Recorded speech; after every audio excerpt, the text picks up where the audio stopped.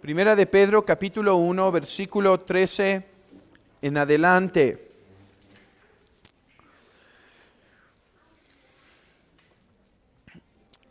Por tanto,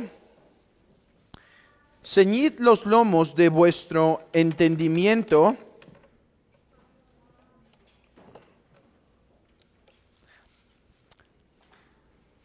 sed sobrios y esperad por completo en la gracia que se os traerá cuando Jesucristo sea manifestado. Como hijos obedientes, no os conforméis a los deseos que antes teníais estando en vuestra ignorancia, sino como aquel que os llamó es santo, sed también vosotros santos en toda vuestra manera de vivir. Porque escrito está, sed santos, porque yo soy santos.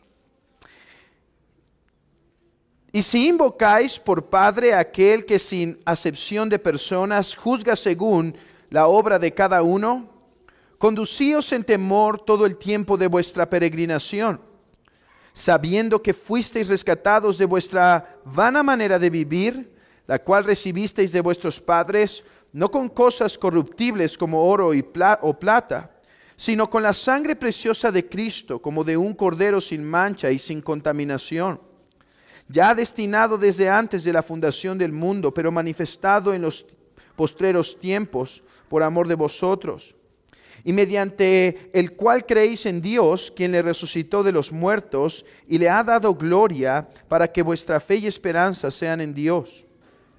Habiendo purificado vuestras almas por la obediencia a la verdad, mediante el Espíritu, para el amor fraternal no fingido, amaos unos a otros entrañablemente de corazón puro, siendo renacidos no de una simiente corruptible, sino de incorruptible, por la palabra de Dios que vive y permanece para siempre.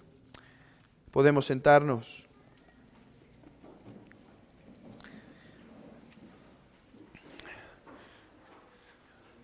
Hermanos, el texto que hemos leído nos llama a ser santos.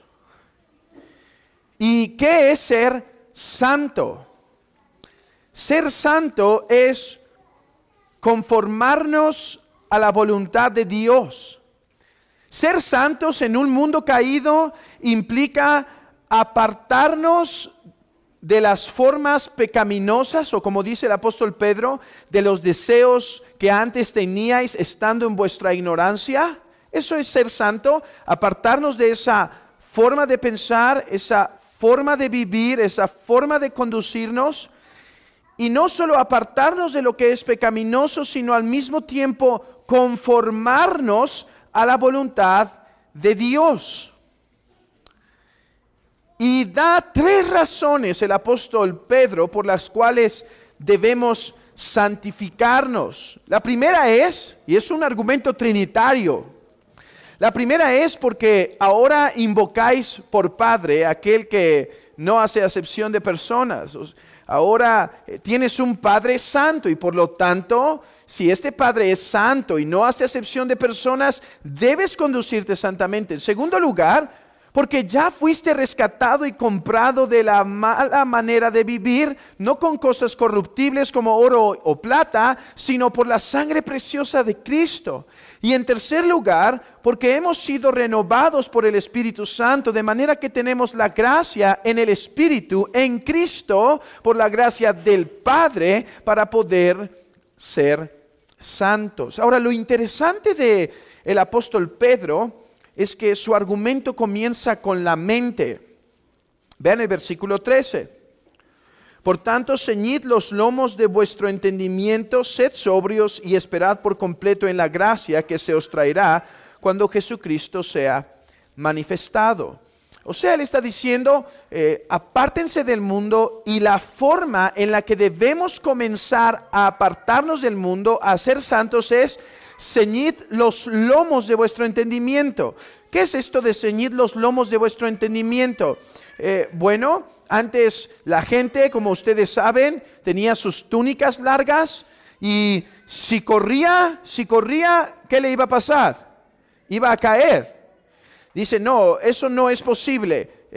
Cíñete los lomos, o sea, tenía que agarrar su túnica de cierta forma y amarrarla a fin de poder correr. Y dice, eso hagan con sus pensamientos, sujétenlos, pónganlos en orden. Pónganlos en orden, porque ustedes tienen que vivir santamente, pero no pueden vivir santamente si no ponen sus pensamientos en orden. Bueno, ese es mi propósito en esta lección y quizá dos más. Ayudar a la iglesia de Cristo a poner sus pensamientos en orden en cuanto al tema de los roles en la familia, o más específicamente los roles en el matrimonio. He intentado hacer este curso de piedad en el hogar lo más práctico, tomando algún principio teológico, algún mandamiento en las Escrituras y exponiéndoselo a la iglesia a fin de que por la gracia del Espíritu Santo seamos confrontados con este patrón que Dios nos enseña y en la gracia que tenemos en el Espíritu podamos irnos conformando. Y ese sigue siendo mi propósito, ser lo más práctico posible.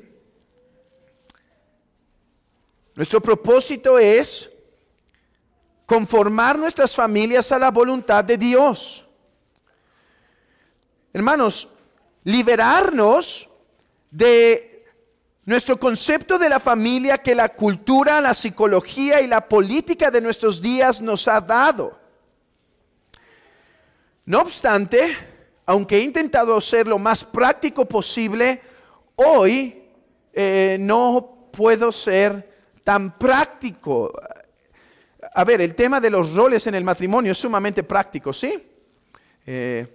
Pero antes de llegar a los temas prácticos, que nos va a tomar un tiempo, no sé, 5 o 6 sesiones, primero tengo que lidiar con algo teórico o teológico, si se prefiere.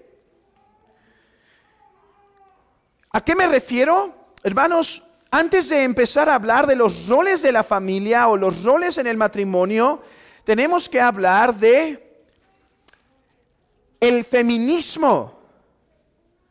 El feminismo.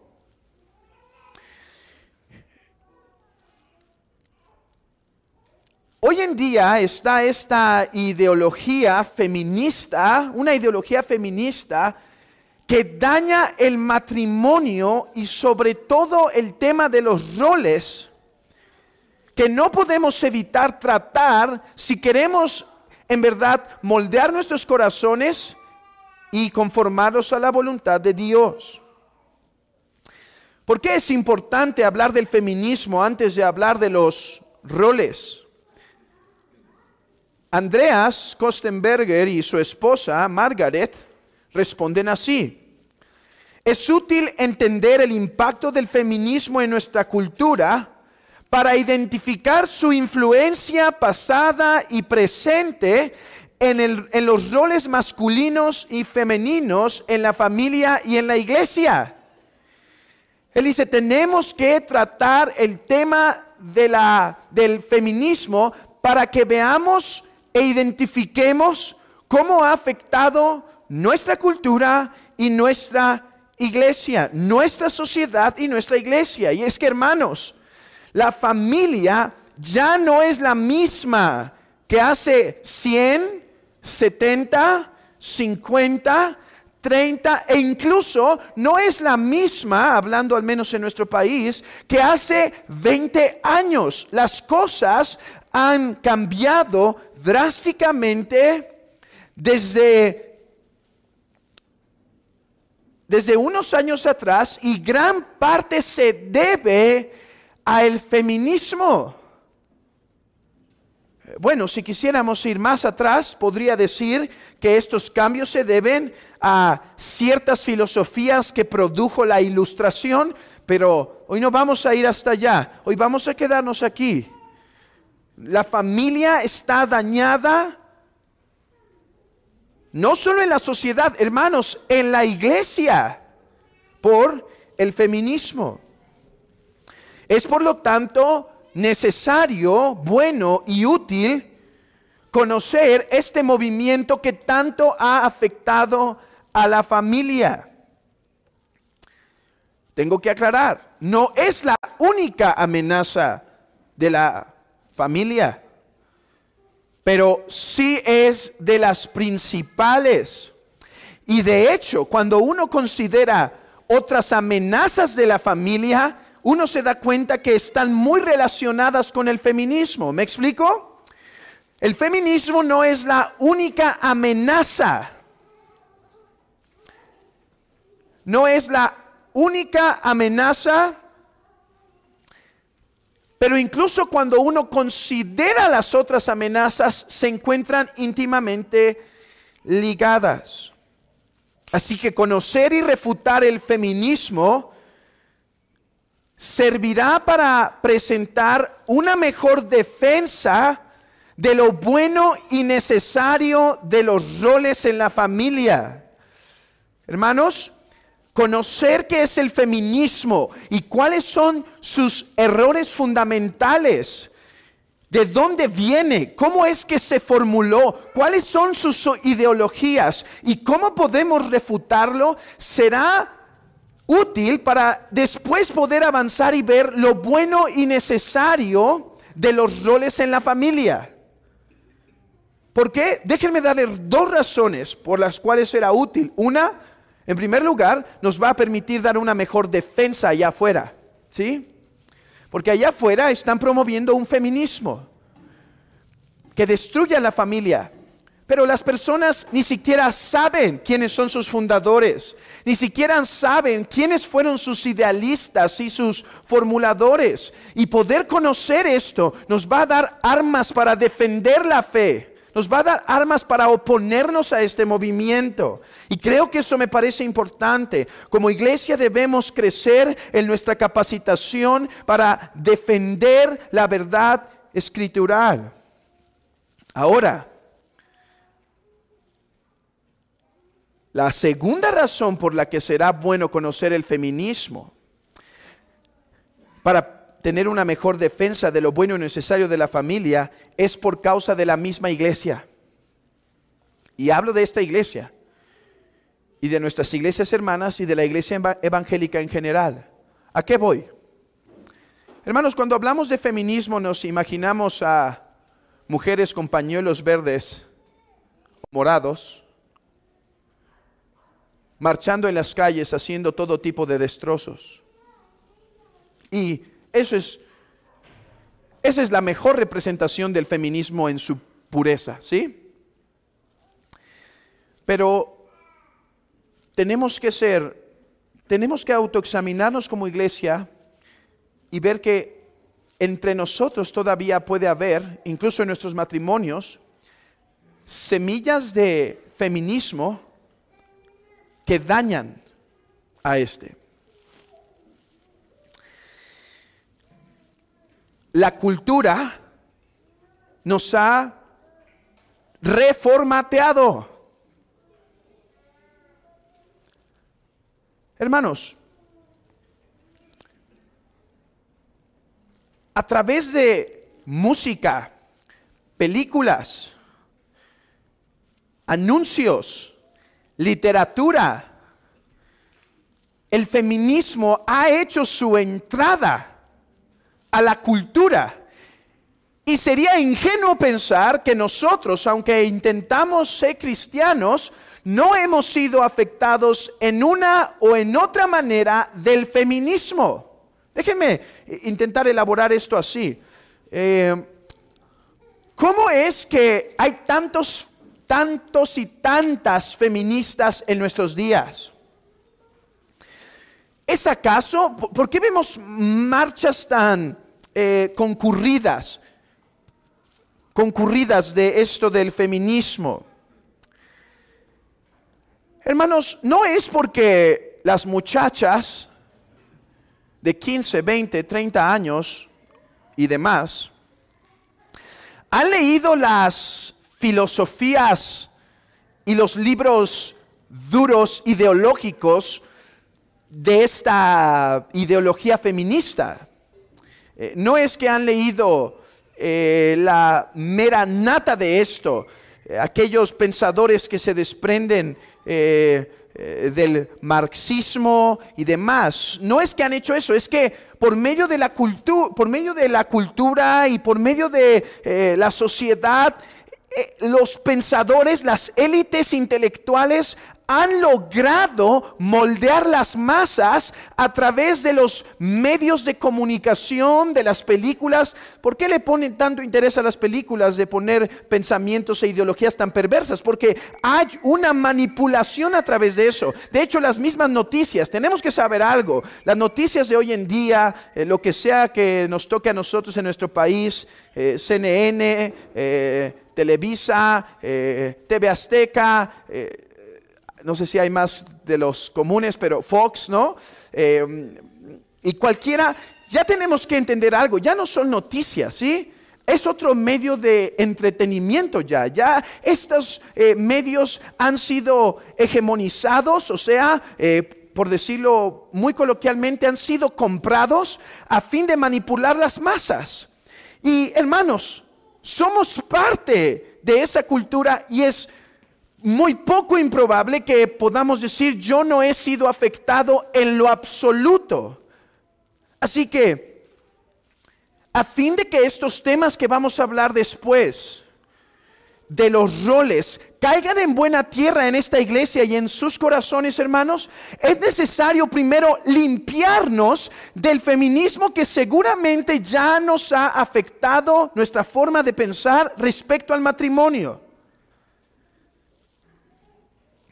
De hecho, si no hacemos esto, los pensamientos que van a estar viniendo a la mente de los oyentes cuando hablemos de los roles en la familia, e incluso esto afecta a los roles en la iglesia, vamos a escuchar pensamientos en el corazón como, qué exagerado, qué anticuado, qué machista, qué misógino, qué, o una palabra más común en medio de las feministas, qué patriarcal.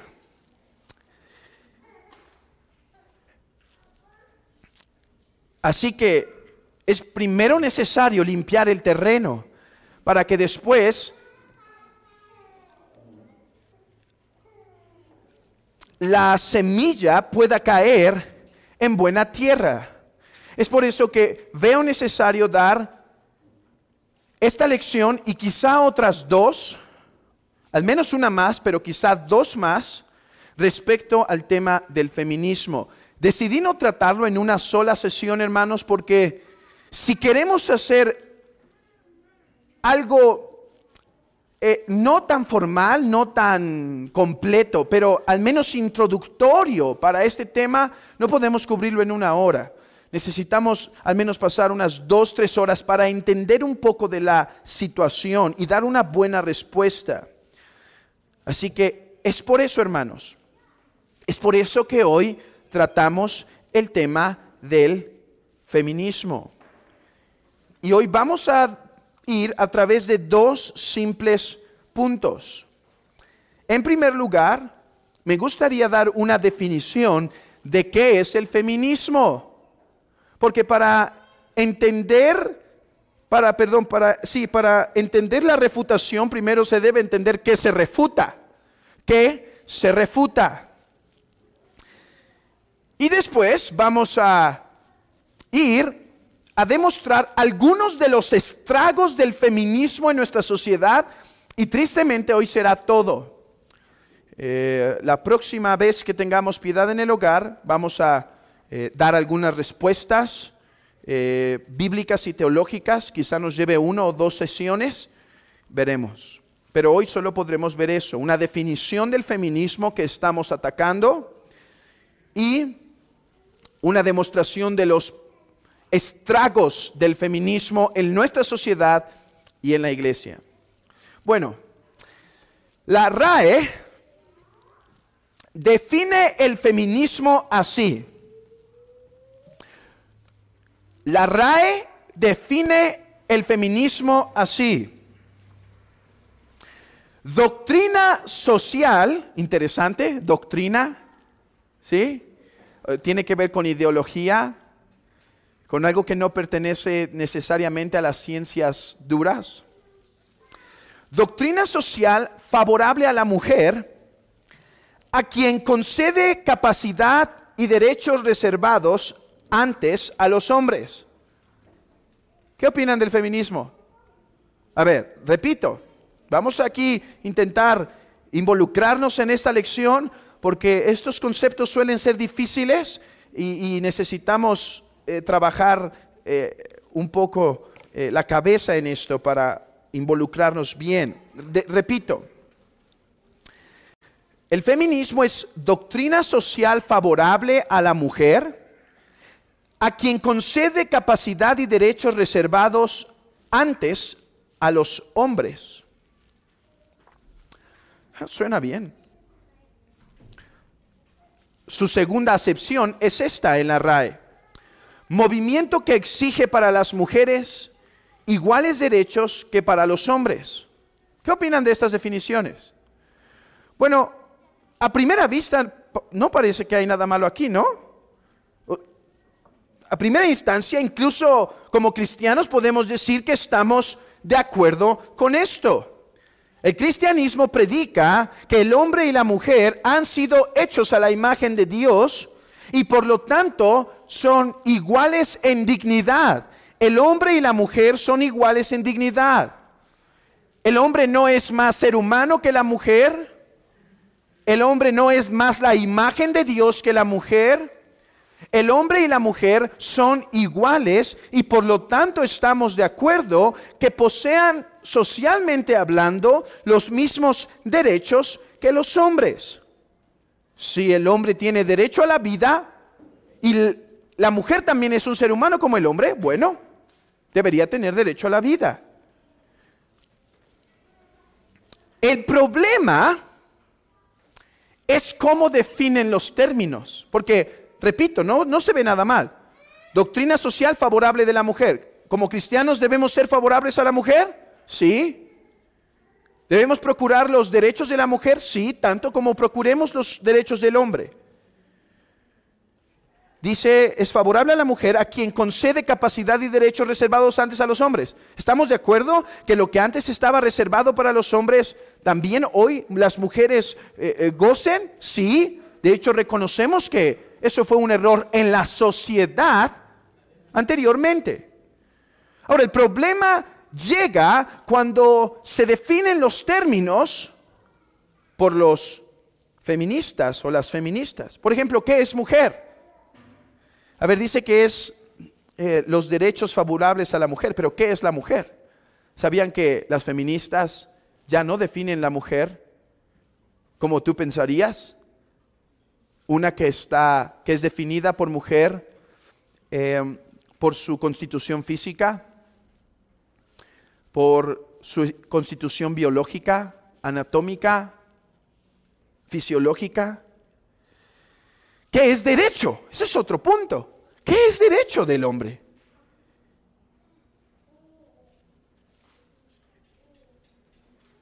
¿Qué es derecho? Hermanos, esto es impresionante porque si se considera derecho, si se considera un derecho, un estado, digamos, que un hombre esté en un estado o en una posición alta, académica o social, en un estrato social alto, entonces, si eso se considera un derecho, la mujer debe recibirlo, pero eso no es un derecho, eso se llama competición. Ese hombre compitió para estar ahí. ¿Y qué es igualdad? ¿A qué se refieren con igualdad?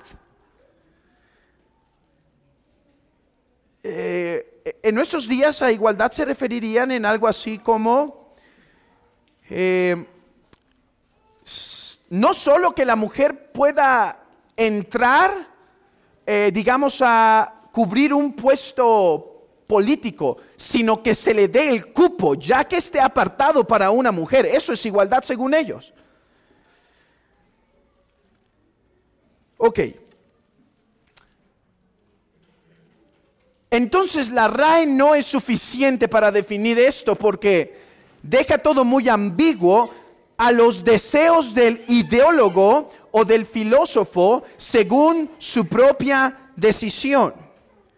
Así que creo que algo que puede ser útil es hacer algo de trabajo histórico sobre el feminismo. Hacer algo de trabajo histórico. Casi como todos los periodos de la historia, estos se definieron después de que pasaron, ¿sí? No es que la primera persona llega y dice, bueno, aquí comienza este periodo. Por ejemplo, hablamos de la era medieval. No era que nació un hombre y dijo, ok, ahora empieza la era medieval y se acaba la era de los padres. No es así. Son títulos que se ponen post-evento o después de los eventos.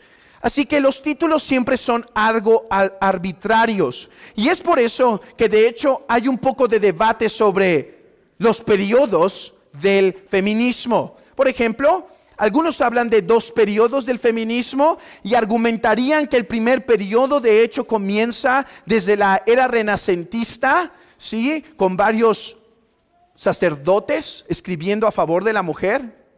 Ahí estaba el patriarcado oprimiendo a la mujer, según dirían. Y se definiría así hasta más o menos en 1960.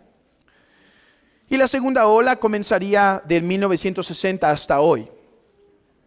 Hay otros que dividen 3 periodos e incluso otros dividen 4 periodos. 4 periodos del feminismo.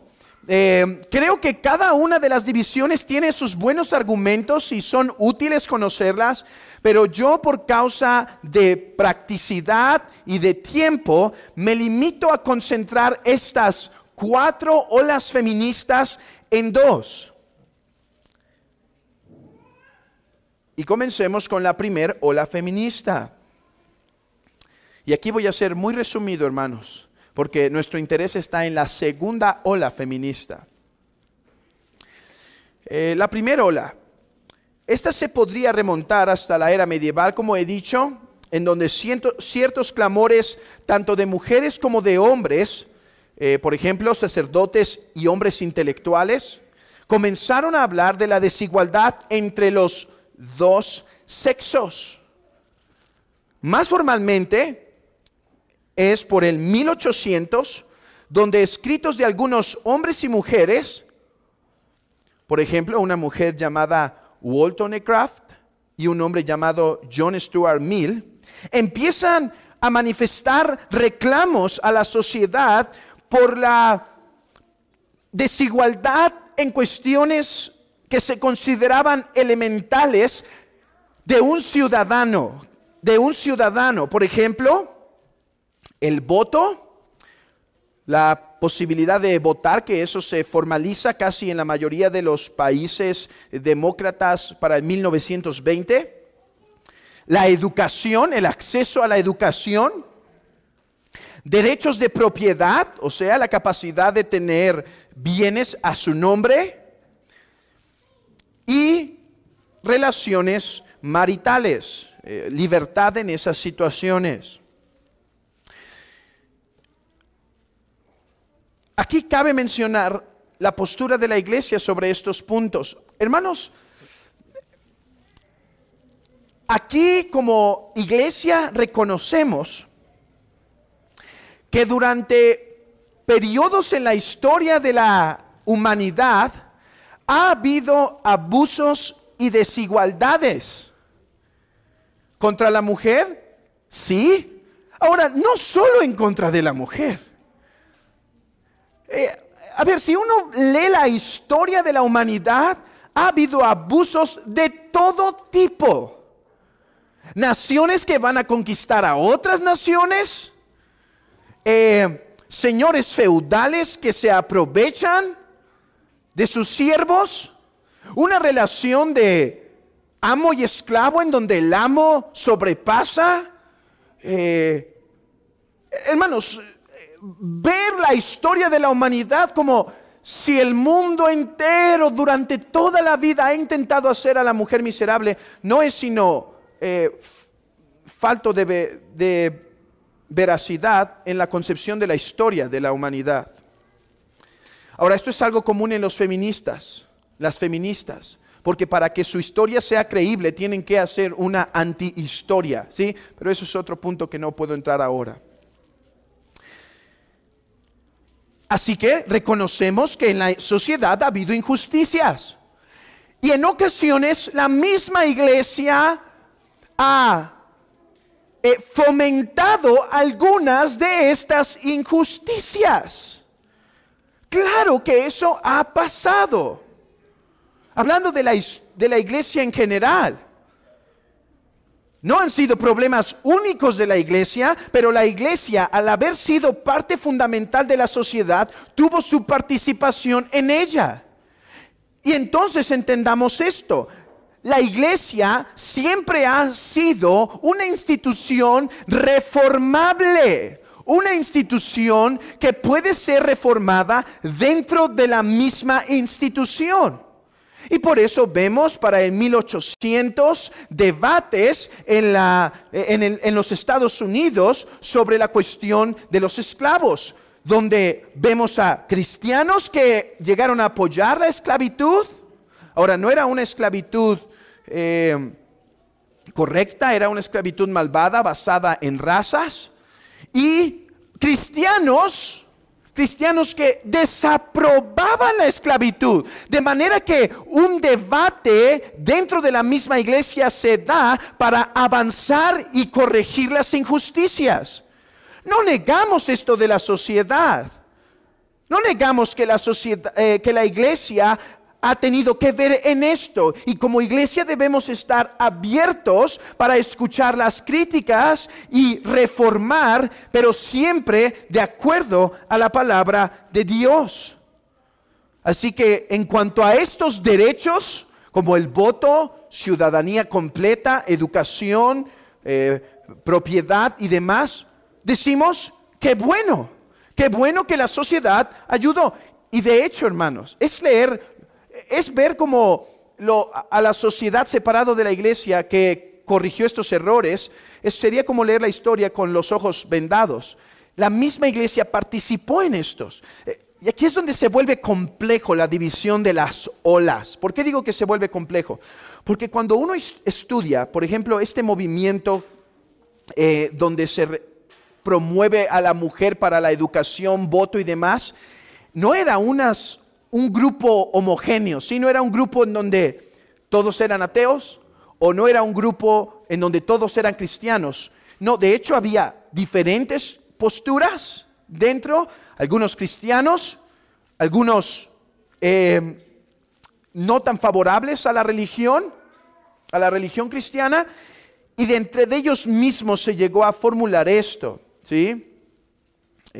Por ejemplo, en uno de los documentos en Estados Unidos en donde se habla del voto, donde se confirma el voto, ahí también se habla de los abusos de las iglesias de no permitir que las mujeres ocupen cargos eclesiásticos, ¿sí? Fue una de sus quejas. Creo que fueron 17 puntos que establecen, 2 puntos directos, otros 2 recomendaciones y 16 y como otras 13, 14 quejas, y una de ellas era esa. Así que veamos que no siempre iban a venir del lado cristiano ortodoxo. Bueno, eso es lo que se conoce como la primera ola. Un movimiento social, es un movimiento social donde llegaron a participar incluso cristianos, católicos, para la vindicación de la mujer en estas áreas. Ok, nuestro problema está con lo que se llama la segunda o la tercera o la cuarta ola.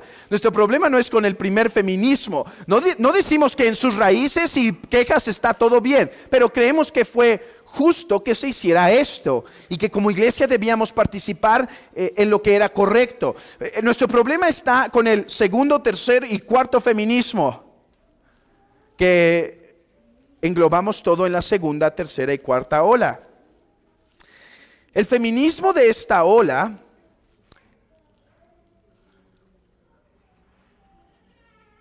es lo cual es uno que busca establecer la igualdad, no es uno que solamente busca establecer la igualdad entre el hombre y la mujer en aspectos como educación, voto, etcétera, sino una igualdad radical. La segunda ola feminista debe verse como una aplicación de un pensamiento filosófico marxista a los intereses feministas.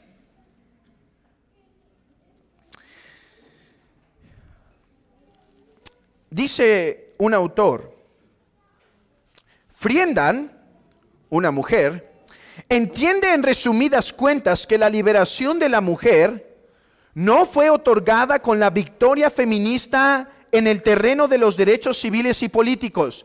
Frienda se va a convertir en una de las más agresivas feministas en los 1960, 1970. Y ella dice, ok, la primera ola ya comenzó el movimiento, pero no es suficiente que tengamos votos, derechos maritales, derecho a propiedad, educación y demás. Algo todavía oprime a la mujer, según ella. ¿Qué es aquello que oprime a la mujer según este feminismo? Los aspectos culturales del rol femenino. Es decir, las reglas informales que la sociedad impone a la mujer, entre ellas, por ejemplo, el rol de ser esposa, ser madre, ser hija, ser mujer. Hermanos, vean esto conmigo, inténtelo digerir conmigo. La primera ola indica cosas que son buenas. Voto, reconocer a la mujer como ciudadana, cosas que son correctas. O que en sí mismas no son malas. Incluso cuando los que las elaboraron podían tener argumentos medio extraños, el resultado termina siendo algo que no nos oponemos como cristianos, que a la mujer se le reconozca como totalmente hecha a la imagen de Dios y se le dé derechos que son comunes al hombre y a la mujer. Pero la segunda, tercera y cuarta ola dice, es que el voto no es suficiente. A ver, déjenles platico, a veces no me gusta salirme de las notas porque ya saben que nos podemos desviar un poco, pero creo que aquí va a ayudar. Según esto, esta mujer empezó a identificar en las mujeres una tristeza común. Estoy haciendo la historia corta, ¿sí? Y entonces ella se dedica a hacer una investigación a profundidad. E investiga a las mujeres, ya tenían educación, ya tenían derecho al voto, ya tenían derecho a la propiedad y demás.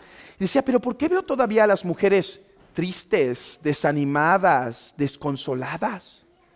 Entonces, el resultado de su investigación es este. De hecho, su libro se llama El místique de la mujer. Ahorita explico por qué se llama así. Y dice que en su investigación ella descubre que el problema de la infelicidad de la mujer era que no podía ser o hacer todo lo que el hombre sí podía. ¿Por qué? Porque había un molde social que decía que la mujer tiene que ser madre, tiene que ser esposa, tiene que estar en la casa. Y eso la hacía infeliz. Y dice, a ver, ¿han visto esas imágenes? ¿Han visto esas imágenes, por ejemplo esta que tenemos en nuestra pantalla? En donde la mujer se ve feliz, donde la mujer se ve feliz cumpliendo su rol femenino, dice, es pura farsa. No pasa así en la sociedad. La mujer está triste, está deprimida por el mistiqué de la mujer. ¿Y qué es esto del mistiqué? Tiene una idea como la mujer está oprimida por ese halo o ese pensamiento que está flotando al cual la mujer se tiene que ajustar. Por lo tanto, para que la mujer sea completamente libre, no hay que simplemente buscar los roles, el voto y la educación, sino hay que destruir los roles. Hay que destruir los roles en el hogar. Varios pensadores comenzaron a demandar derechos que eran dados a los hombres, los cuales eran indispensables para que la mujer fuera completa. Déjenme explicar esto con una feminista que es el ícono o la base intelectual del feminismo. Quizá la han escuchado. Su nombre es Simone de Beauvoir.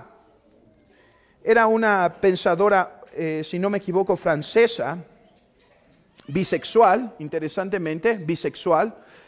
De hecho, ella dijo, ok, voy a tener una relación contigo, un filósofo existencialista llamado Sartre. Dice, ok, voy a tener una relación contigo, pero tiene que ser libre sin ligaduras matrimoniales, porque esas me atarían para yo ser la mujer que debo ser, por lo tanto que sean como queramos, ¿sí? Y ella dijo esta frase muy conocida.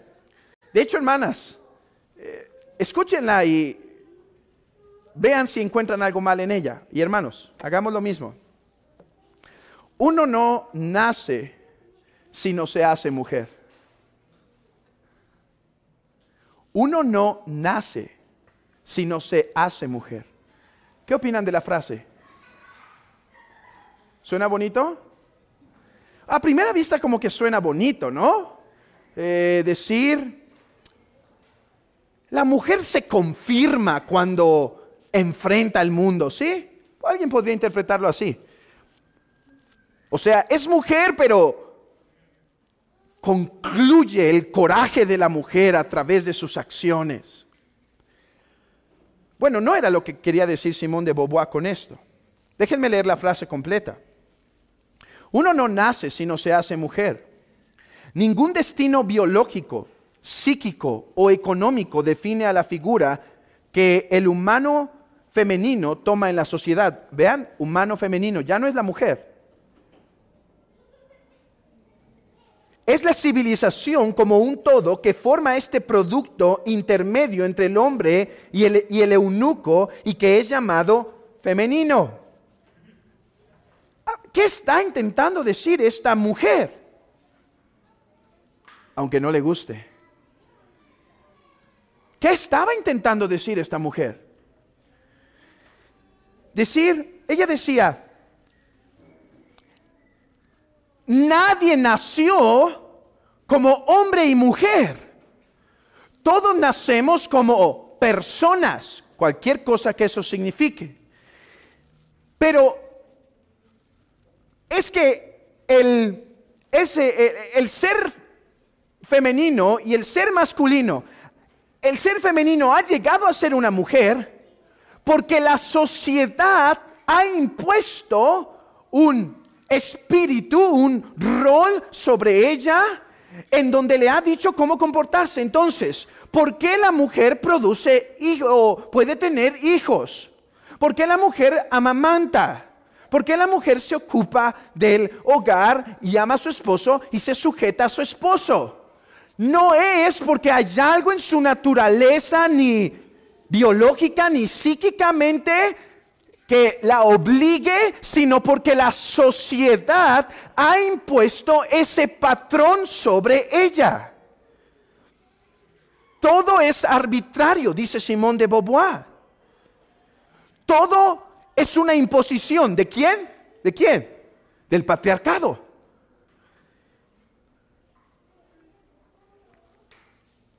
realmente la mujer podría llegar a hacer lo que quisiera. Todo depende de lo que ella se determine a hacer.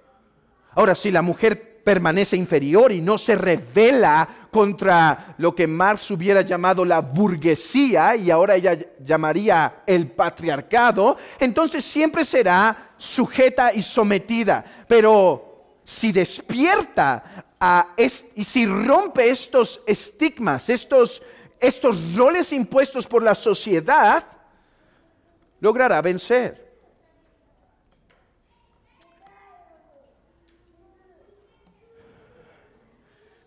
Déjenme leerles otra cita de ella.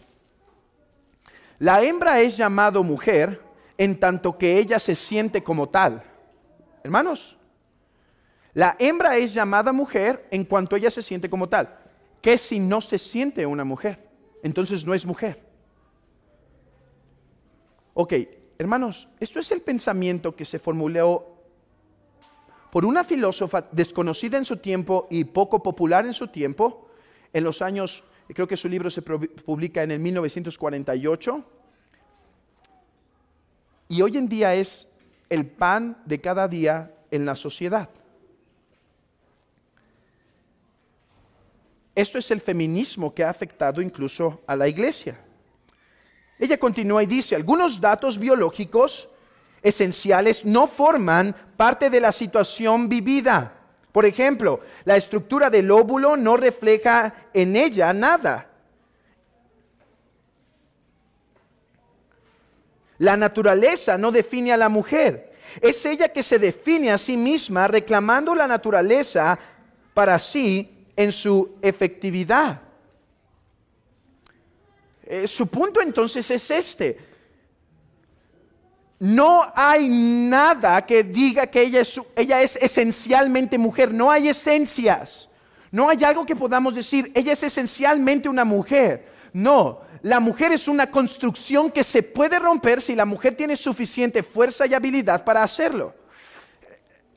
Es por eso que muchos, de hecho ella era una marxista, ella amaba la ideología de Marx. De hecho aprobó el genocidio que ocurre en China, y lo defiende arduamente porque su concepto era de una marxista. Y Marx creó algo semejante, hermanos. Marx creó que la sociedad en la que vivimos no es que obedezca a roles naturales en la sociedad, sino que son impuestos, y el proletariado tiene que rebelarse y romper estos esquemas a fin de invertir la sociedad.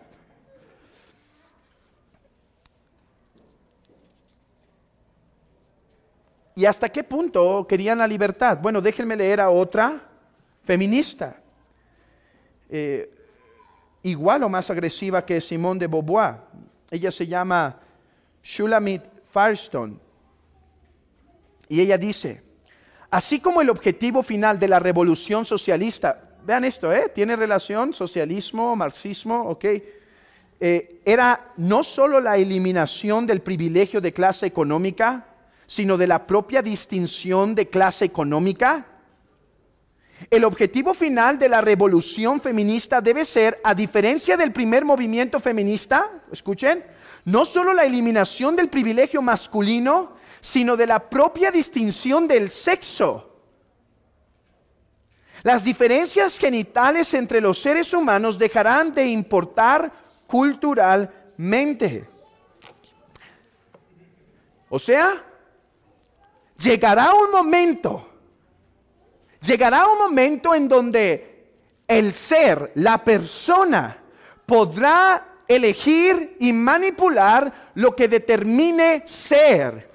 Porque no está bien que la sociedad nos imponga los roles, pero algún momento el feminismo lo logrará. Bueno, hermanos, vivimos en los tiempos en donde su profecía, que en su tiempo parecía impensable, se ha cumplido. ¿De dónde se toma la filosofía transgénero? Que uno no es lo que es físicamente, sino que puede ser algo que no es físicamente. ¿De dónde viene esto? ¿Cuáles son sus bases filosóficas y demás? Hermanos, tristemente en estas 3 lecciones no puedo abordarlo. Ahora, los voy a invitar en el seminario a una clase que voy a dar sobre este tema, sobre la historia de cómo es que hemos llegado a este tiempo en donde frases como soy un hombre o una mujer atrapado en el cuerpo de un hombre, o al revés, o viceversa, soy una mujer atrapado en el cuerpo de un hombre, hacen sentido. ¿Cómo es que nuestra sociedad e incluso la política llegó a estandarizarse en esto? No puedo abordar esto aquí, sería un trabajo que nos llevaría 5 o 6 sesiones, pero lo voy a hacer en el seminario en 3 horas, próximamente en un material que voy a proveer. He estado leyendo este libro de Carl Trueman, se llama El levantamiento y el triunfo del ego moderno o del yo moderno, y explica cómo es que esto fue sucediendo con pequeños cambios desde el tiempo de la Ilustración, por ejemplo, con la psicología de Freud, la poesía del romanticismo, el marxismo, con Marx, con Engels, con Marcuse y con Simone de Beauvoir, y cómo todo esto llegó a estandarizarse en la sociedad hasta tal punto en donde ya no es algo que la persona dice únicamente, sino donde el Estado la defiende si tú no aceptas lo que ella dice. O sea, ¿cuándo pasó que puedo ser algo distinto en mi mente de lo que soy objetivamente en la realidad? ¿Qué cosas tuvieron que darse? ¿Qué terreno se tuvo que preparar para que esto fuera posible? Bueno, este hermano en 400 páginas lidia con eso, y voy a presentar este libro en el seminario, y cuando lo vaya a hacer los voy a invitar, porque no puedo hacer esto en estas lecciones, y los voy a invitar para que veamos cómo se fue formulando este pensamiento perverso. Hoy mi propósito ha sido simplemente exponer ¿cuál es el feminismo al que nos estamos oponiendo? Es esta segunda, tercera o cuarta ola que llama por una revolución. Eso es lo que llaman, hermanos, revolución de los estándares patriarcales, ¿sí? De los estándares sociales aceptados, en donde el hombre tiene un rol y la mujer tiene un rol. Eso ha sido mi punto en esta lección. Espero que ahora sea claro hacia dónde va nuestro dardo, ¿sí? Espero que ahora sea claro. Tenemos unas flechas, bueno, varias. Tenemos varias flechas, pero definimos el objetivo, ¿sí? Ya lo definimos. Es este feminismo radical, anticristiano. Hermanos, ¿qué es necesario para decir que el hombre no nace hombre y la mujer no nace hombre? ¿Saben qué es necesario? No me voy a meter mucho en lo que voy a tratar en esas lecciones que les dije, pero déjenme nada más decir esto. Es necesario negar a Dios. Es necesario negar a Dios. De hecho, ese fue el clamor de Nietzsche. Nietzsche dijo, a ver, filósofos ya mataron a Dios, pero todavía no están pensando como si estuviera muerto. De hecho, Nietzsche refuta a un tal Emmanuel Kant, porque Kant intenta todavía hablar de un Dios. Y dice, no están haciendo las cosas bien. Ya mataron a Dios, pero todavía no piensan como si Dios no existiese. Y él dice eso. Él empieza a argumentar. El hombre se volverá en su propio creador. El hombre se volverá en un Dios en donde la sociedad no pondrá los esquemas ni las ligaduras, ni nadie las podrá poner, ni la iglesia, sino que el hombre podrá crearse y recrearse según su voluntad. ¿Qué es necesario para pensar así? Bueno, ser un ateo absoluto, dejar de quitar el propósito de nuestras vidas y ponernos la responsabilidad a nosotros. Y otra cosa, para llegar a este punto es necesaria la tecnología a la que hemos llegado. Porque lo que fue un sueño para de Beauvoir o Firestone o estos hombres, Rousseau, vamos a hablar algo de él, para esto, para ellos fue un sueño, para hoy es una realidad por la tecnología. Ok, no me puedo extender demasiado aquí, así que vamos a ver sus efectos corrosivos. Y no será tan largo como el primer punto, así que no se desesperen. Veamos sus efectos corrosivos y por qué debemos prestar atención a esta ideología. Los efectos corrosivos son de dos tipos. En primer lugar, el feminismo ha afectado a la sociedad en general y afecta al cristianismo en particular. En cuanto a la sociedad, bueno, esta ideología levanta odio en la sociedad. Y ahí tienes a mujeres marchando en el camino, hermanos, que la gente se exprese, Pero ¿por qué marchas con tanto odio? Destruyendo lo que está a su paso, atacando las iglesias. Pero hermanos, es que esto tiene algo de ser. O sea, es que su fundamento, el feminismo en su fundamento es agresivo, es revolucionario. Es que no puede ser de otra forma porque ese es el pensamiento. Una sociedad nos ha oprimido y ahora la vamos a destruir. Ese es su propósito. Bueno, otro problema social que tenemos que afecta a la iglesia, aunque podemos llamarlo social, es el aborto.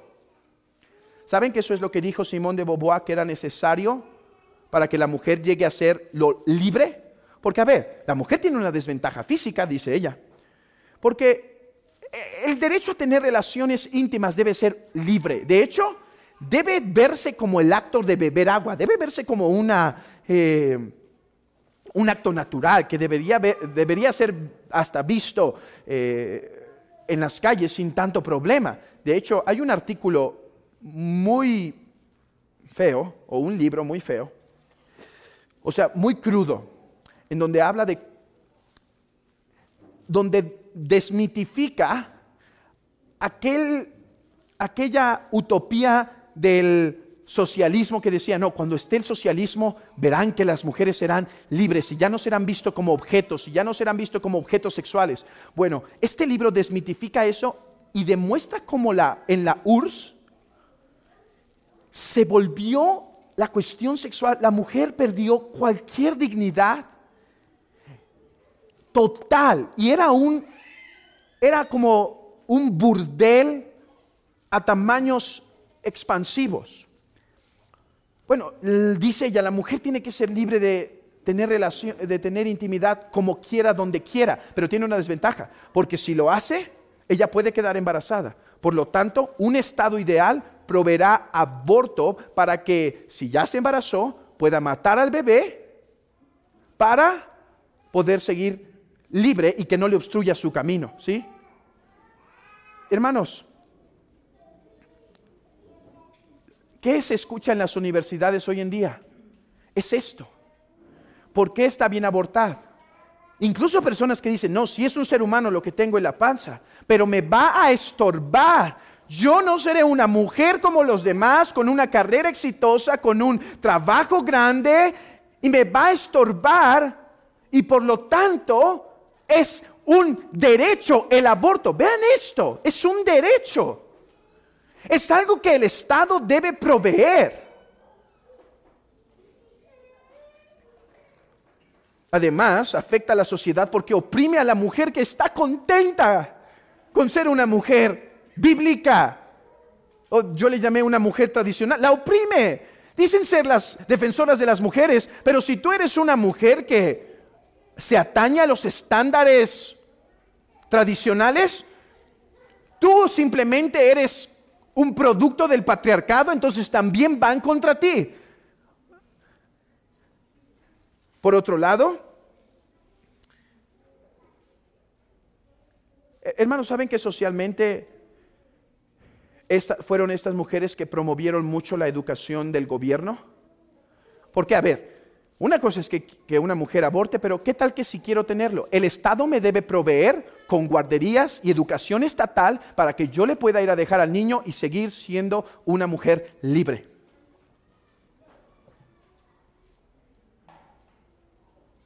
Y cómo afecta a la sociedad fue la base, el feminismo fue la base para el movimiento transgénero, porque si la mujer no nace, si no se hace, o llega esta a hacerlo, entonces nadie nace mujer, nadie nace hombre y todos pueden decidir qué son.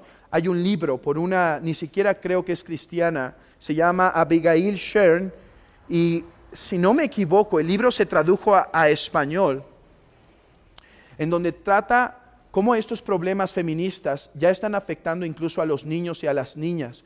¿Por qué?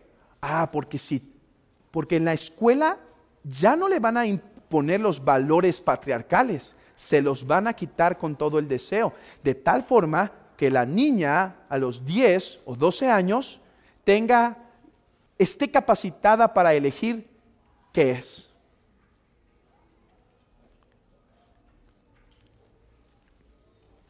Dice Kostenberger, el movimiento feminista ha alterado irreversiblemente la manera en que la persona piensa de sí misma y de otro aspecto y de otras respecto a lo que significa vivir en nuestra cultura como hombres y mujeres.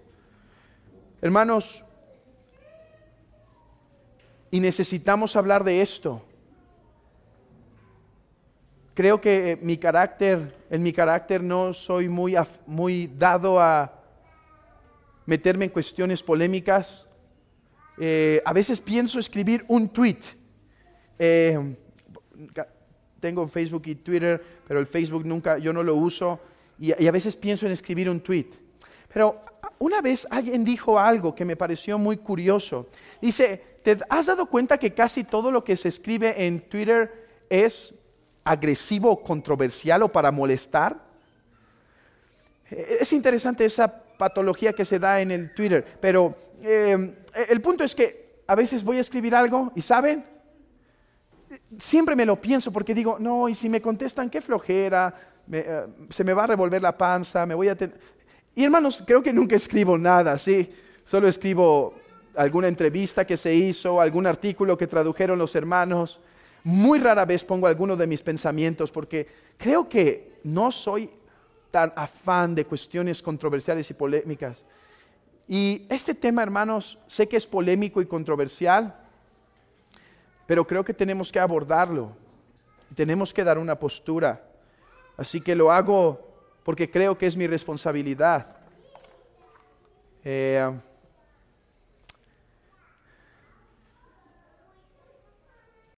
La psicología de nuestros días va a decir, no hagas nada de lo que no te sientes completamente feliz. Hermanos, las palabras de antes eran contrario. Haz lo que te corresponde, incluso si no te hace feliz.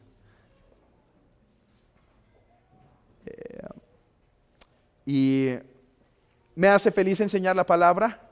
No me hace tan feliz meterme en cuestiones controversiales, pero es un deber de la iglesia hablar de esto y preparar a la iglesia. Y hermanos, hablarlo. Hay que hablarlo. Es que saben, me estoy desviando mucho. Digo este pensamiento y regresamos. La cultura está haciendo su trabajo, los está moldeando a la sociedad. La gente no está leyendo los libros de Simone de Beauvoir, son 700 páginas de puro trabajo histórico. Su primer parte del libro intenta mostrar históricamente cómo la mujer ha sido oprimida y la otra parte da su resolución, que es la revolución. No está leyendo filosofía densa o así. Ni siquiera está bien capacitada. ¿Saben cómo ha sido entrenado? Por influencers, por películas, por una mujer que sale, no me acuerdo de su nombre, una mujer que sale lamiendo un pastel y decía el aborto es un derecho, poniendo así toda esa sociedad, así es como las está manipulando. Hermanos, con unos cuantos argumentos podemos hacerlos que piensen. Eso es nuestro deseo, nada más que piensen. Porque la sociedad les ha dado unos cuantos recursos para responder, pero son fácilmente debatibles. Y eso nos abre las puertas, hermanos, incluso para predicar el Evangelio. Déjenles platico. Otra cosa y regresamos al punto. Ya. Fui al peluquero en la semana, como se nota. Y estando con el peluquero, llevé el libro porque es un muchacho que es muy buscado en la peluquería y a veces te tarda tiempo, ¿sí? Y me llevé este libro justamente, lo estaba trabajando para las lecciones. Y ya, lo dejé cuando me tocó, sí se tardó, por cierto. Lo dejé ahí y él sabe que soy cristiano, que soy pastor, y me dice, ¿y qué? ¿Estabas leyendo tu Biblia o qué estás leyendo? Y pude platicar, no, es un libro que estoy leyendo. ¿Y de qué trata? Aquí vas, tú preguntaste. Y dije, bueno, es un tema complejo, pero en sencillas palabras es esto. Y empecé a hablarles de lo del Bueno, el chiste es que había otro peluquero, estaba el dueño de la peluquería ahí, y se hizo un diálogo, y después dije, a ver, ahora mi punto no es simplemente con esta postura de la homosexualidad o el aborto. El punto del Evangelio y lo que nosotros predicamos es que todos hemos pecado, ya sea, no importa qué seas, ¿sí? Todos hemos pecado y ese es nuestro gran problema y el mensaje de las Escrituras es este. Hermanos, mi punto es, en los argumentos que daban, son argumentos que escuchas en la tele, ¿sí? Eso es y por eso es fácil rebatirlos. Y van a argumentar, no, pero es que sí, creo que se fue la plática en un momento en la cuestión del aborto.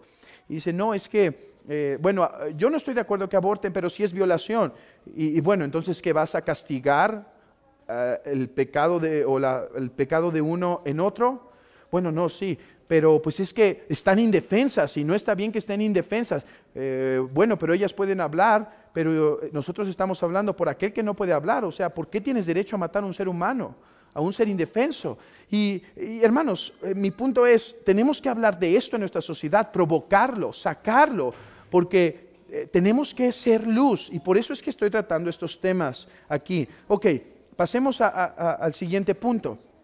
Ya vimos cómo se afecta el feminismo socialmente, ahora veamos cómo afecta el feminismo a la iglesia. Ahora, que el feminismo afecte a la iglesia no es un accidente, ¿sí? No es que, bueno, es que iba yo derecho, te cruzaste iglesia y te tocó. No, hermanos. Fundamentalmente en el pensamiento feminista, la iglesia es uno de sus objetivos. Déjenme leer esto. En la filosofía de estos hombres, se argumenta que las estructuras sociales son las que han puesto los límites a las mujeres. Y es la iglesia una de las principales promotoras de los límites. Por lo tanto, hay que destruirlas. Por eso es que en estas luchas pacíficas, hermanos, en Chile, por ejemplo, prendieron toda una preciosa catedral. Claro, era una catedral católica y no estamos de acuerdo con el catolicismo, pero hermanos, van en contra del símbolo de la religión, no importando cuál símbolo sea. ¿Cuál religión sea? Van contra la iglesia y la familia. Hermanos, tienen que destruir la iglesia y la familia para lograr ser lograr ser tan libres como quieren. Mientras no destruyan la iglesia y la familia, no podrán. Ahora, ¿qué problemas nos ha dado el feminismo? Aquí simplemente los menciono. Por ejemplo, hermanos, tenemos el problema del feminismo religioso. Este suele ser, por religioso no quiero decir que va a una iglesia, no, llamo un feminismo religioso porque tienen sus propios rituales, porque tienen sus propios bailes. Han visto algunas cosas muy extrañas en el internet de sus cantos y bailes, y es una religión feminista. Y ese es el que es más activista socialmente. Bueno, está el feminismo que Robert Letham llama feminismo cristiano. Hermanos, esta es una perversión fuerte, donde está intentando reinterpretar la Biblia, hablar que la Biblia es patriarcal, que hay que deshacernos de un poco de ella, y esto se está metiendo en círculos cristianos. Y está el feminismo evangélico, y este es el que más nos afecta, al menos directamente, donde dentro de la iglesia, hermanos, se ha empezado a ver que cuestiones como la pastora debe ser permitida en la iglesia, o la eliminación de los roles dentro de la iglesia, o la eliminación de los roles dentro de la familia. Hermanos, el movimiento de las pastoras es la consecuencia del feminismo. A ver,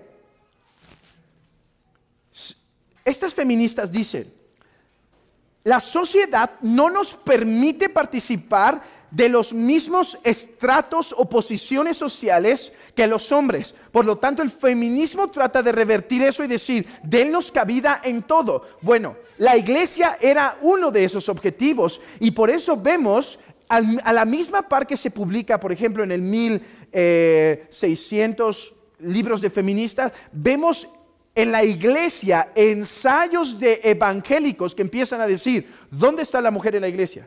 ¿Por qué no hay mujeres en el púlpito? No es casualidad. El feminismo ha afectado esta forma fundamental de pensamiento.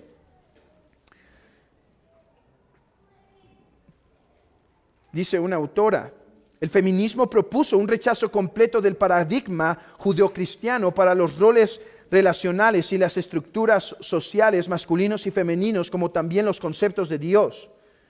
Y dice Joel Beeke, en cuanto a lo que afecta, dice, el feminismo ha desafiado la perspectiva bíblica sobre el significado de género y cómo moldea la familia, la iglesia y la sociedad. Llenos de pensamientos existencialistas y ocasiones marxistas, los representantes de este nuevo feminismo vieron los roles tradicionales de la mujer en el matrimonio y en la maternidad como inherentemente opresivos y buscaron libertad absoluta para expresar su feminidad como quisieran. ¿Y cómo afecta esto a la iglesia? Ya en términos prácticos, para dejarlos ir.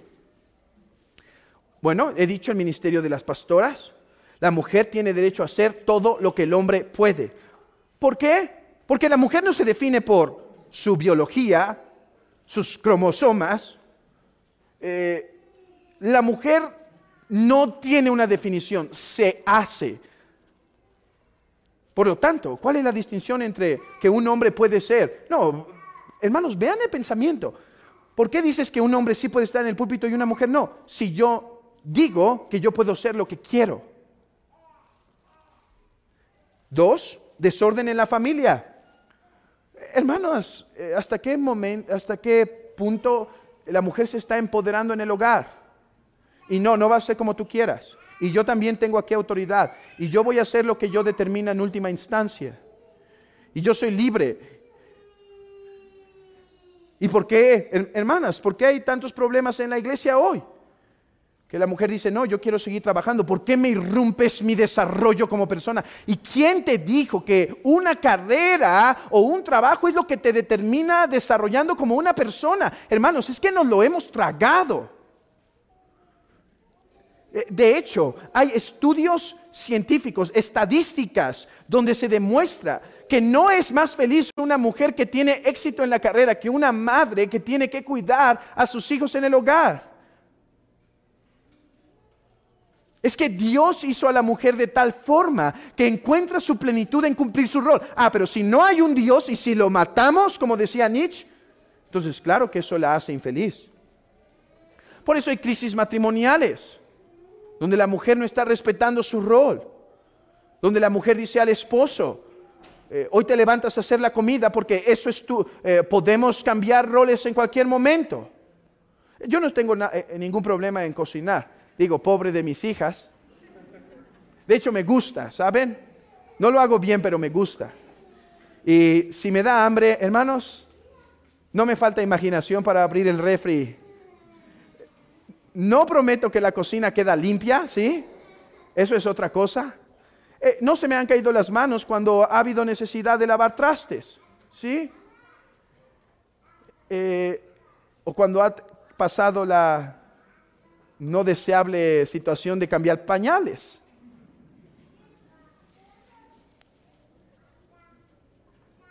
Pero cuando la mujer se ve, este es el problema, hermanos, no es que el hombre no pueda ayudar en cuestiones así en el hogar. El problema es cuando la mujer ve que eso que ella tiene que hacer la oprime como mujer y por lo tanto tiene que estar luchando en el hogar, luchando en el hogar, luchando en el hogar para decir, tú también te sometes. Órale, ¿quieres patriarcado? Órale, tú también te sometes. Ese es el problema. Qué destructivo, qué horrendo matrimonio. ¿Esto ha provocado desilusión del matrimonio de la mujer? Claro, si lo más grande en el mundo es tener una carrera y un trabajo exitoso, pues ¿para qué me caso? Esto provoca un retardar en el matrimonio. De hecho, eso es algo a lo que se oponían estas mujeres. Decían, ahí están los patriarcados diciendo que lo ideal es que la mujer se case joven y demás. Ahí está el patriarcado. No, la mujer debería poder decidir hasta el final de su vida. Bueno, mala educación de los hijos, estableciendo esto, viendo riñas en el hogar, viendo una mamá insatisfecha por no alcanzar lo que el mundo dice. Hermanos, y esto se ha metido a los tuétanos de la iglesia. Quizá en esta hay que examinarnos, pero ¿saben qué se ve en las redes sociales? Hombres que se dicen ser cristianos, o mujeres que se dicen ser cristianas, que están abogando por estos mismos narrativas de filósofos ateos, como si eso es lo que la mujer debe ser. Y además levanta descontentamiento en las mujeres. Las mujeres pueden estar tranquilas haciendo lo que están cumpliendo como mujeres, cualquiera que haya sido el rol y la posición en la providencia de Dios que le ha dado. Pero al ver que la narrativa es, no, lo que te hace feliz es las carreras y ser una mujer exitosa hablando según el mundo, entonces eso genera descontento en la mujer que ya está casada. Así que es por eso necesario abordar este tema, hermanos, con la palabra, defenderlo con la escritura, rebatirlo.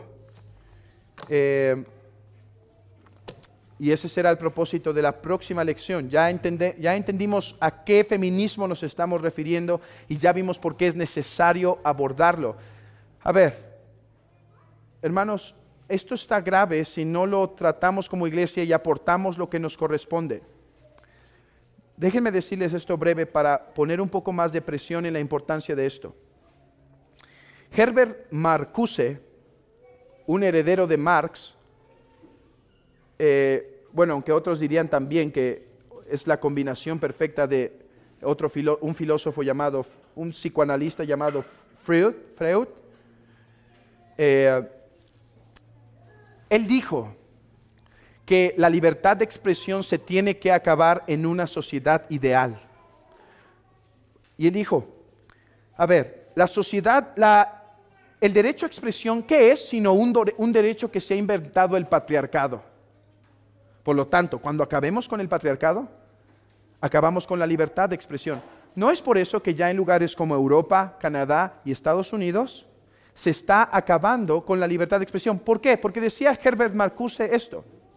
Decía, porque si el patriarcado está mal, solo tenemos derecho a hablar los que sabemos la verdad. Ella era un iluminado, ¿sí? Hermanos, ¿qué está pasando en los medios de comunicación? ¿Qué pasa ahora con la libertad de expresión? No, hay libertad de expresión para los que tienen la misma narrativa feminista izquierdista. Pero si tú tienes otra narrativa, en la filosofía marxista de Marcuse, y es lo que vamos a ver en próximos años, tú ya no tienes libertad de expresión. Por eso te van a callar, por eso te van a quitar tu canal de internet, por eso van a intentar oprimirte, porque solo es el que entiende que estamos bajo un patriarcado que tiene derecho a hablar. Si tú no estás con esta postura, te callamos. ¿Por qué? Porque la libertad de expresión, ¿quién dijo que era un derecho? El hombre blanco patriarcal. Una vez lo destruimos ese derecho también. Las cosas no vienen sencillas, hermanos, y tenemos que hablar. Si nos da temor, recordémonos de esa frase. No estamos para hacer lo que nos hace sentir cómodos, sino para hacer lo que es correcto. Y hay que hablar. Hay que hablar. Por eso tan importante esos mitos e historias del pasado, donde se nos demuestra, hermanos, que los hombres han hecho, los hombres de valor y las mujeres de valor son aquellas que han hecho lo que es correcto incluso cuando no lo deseaban. Hablemos de esto, hablemos el Evangelio, hermanos, que es la única solución. Yo quiero aclarar aquí algo. Voy a hablar del feminismo, no simplemente como algunas charlas sociales. No, lo estoy hablando, hermanos, desde una perspectiva bíblica y teológica. No puedo abordar todo en una sesión, pero mi propósito será ese, entrenar y capacitar a la iglesia para defender su fe. Y oremos, hermanos, porque solo el Señor puede detener lo que está pasando en nuestra sociedad, porque solo el Evangelio tiene poder. Por más pláticas que se den, solo el Evangelio puede transformar nuestra sociedad. Ok, me gustaría dejar tiempo por si hay alguna pregunta de lo que se habló. Hermano. Es una pregunta del canal de YouTube. Dice, ¿cómo se podrían restituir estos roles de la mujer teniendo en cuenta la distorsión del rol del hombre también en la sociedad y la desprotección de los gobiernos? ¿Cuál sería ese camino hacia la restitución? Es muy buena pregunta. ¿Cómo restituir los roles? Porque también, a ver, y esto es esta pregunta es buena, porque dijo alguien, lo leí esta tarde, decía, las crisis a las que apuntó la mujer, muchas de ellas fueron buenas, el problema fue su respuesta. Entonces, es cierto que en nuestra sociedad ha habido abuso del hombre y eso también hay que atacarlo, y como iglesia lo hemos atacado. Y entonces la forma apropiada es yendo a nuestro Creador, a Dios, para ver cómo es que quiere que funcionemos y sujetar nuestra familia y nuestra sociedad a la luz de esos estándares que Dios puso. O sea, si no venimos de la explosión casual y de la selección aleatoria, y si tenemos un propósito, pues ese mismo que nos creó nos ha dicho cómo caminar. Y claro que hay que revisar el aspecto feminista y también hay que revisar el aspecto machista de nuestra sociedad.